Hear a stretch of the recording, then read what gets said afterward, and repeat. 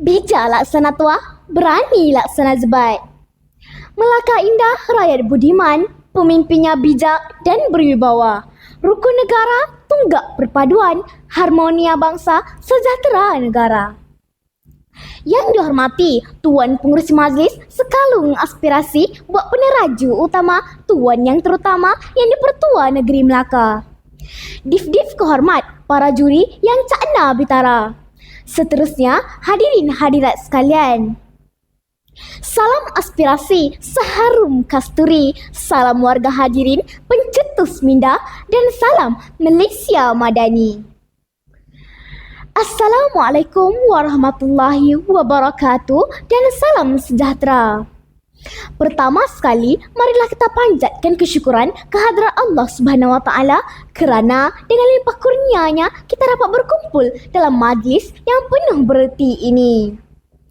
Rukun negara, asas perpaduan dan jati diri negara bangsa merupakan bicara pidato yang bakal saya kupas idea tuntas lagi mampan akan saya kemukakan. Hadirin yang dihormati sekalian, secara konseptualnya, rukun negara bukan sekadar penyataan tetapi merupakan panduan utama dalam membentuk sebuah negara yang aman, stabil dan makmur. Ia diperkenalkan selepas peristiwa hitam 13 Mei 1969 demi memupuk perpaduan dalam kalangan masyarakat mazmum di negara kita.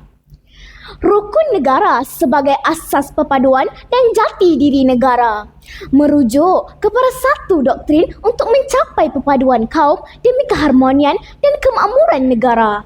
Atau lebih mudah untuk difahami, ia merupakan usaha-usaha yang merangsang kepada kesefahaman dan perpaduan antara pelbagai kaum dalam konteks kehidupan dalam masyarakat di Malaysia.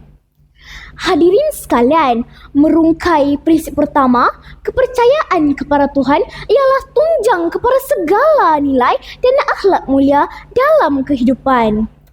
Malaysia ialah sebuah negara yang mengiktiraf kebebasan beragama dan menggalakkan penganutnya mengamalkan ajaran masing-masing, sama ada Islam, Kristian, Hindu, Buddha maupun kepercayaan lain.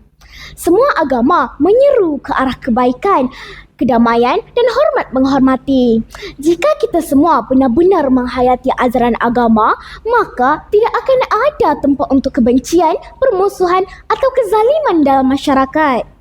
Namun begitu, kepercayaan ini tidak boleh hanya di bibir. Ia perlu dibuktikan melalui tindakan seperti bersikap jujur, menepati janji, menjauhi fitnah dan saling bantu-membantu. Apabila rakyat berpegang kepada nilai-nilai ini, maka akan lahirlah masyarakat yang berakhlak tinggi, bertamadun dan bersatu hati. Saudara dan saudari sekalian, merungkai pula prinsip kedua, kesetiaan kepada raja dan negara. Malaysia mengamalkan sistem raja berperlembagaan dan demokrasi berparlimen yang meletakkan raja sebagai lambang perpaduan dan kedaulatan negara. Kesetiaan ini bukan hanya pada lisan tetapi diterjemahkan melalui penghormatan terhadap institusi diraja. Kepatuhan kepada undang-undang dan sokongan terhadap usaha membangunkan negara. Rakyat yang setia tidak akan menghina negara sendiri, menyebar berita palsu yang merosakkan keharmonian atau menggadaikan maruah negara demi kepentingan peribadi. Sebaliknya, rakyat yang benar-benar setia akan mempertahankan tanah air, menjaga nama baik negara dan menjadi ejen perpaduan dalam masyarakat. Sidang penonton yang dikasihi, seterusnya prinsip ketiga, iaitu keluhuran perlembagaan.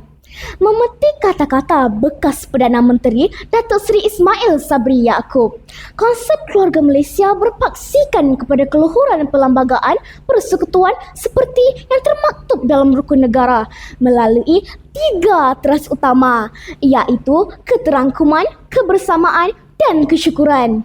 Perlembagaan persekutuan adalah undang-undang tertinggi negara.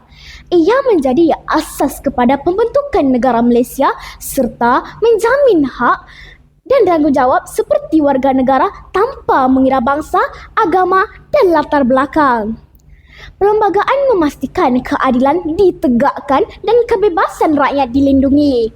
Ia juga menetapkan struktur pemerintahan dan bidang kuasa institusi negara.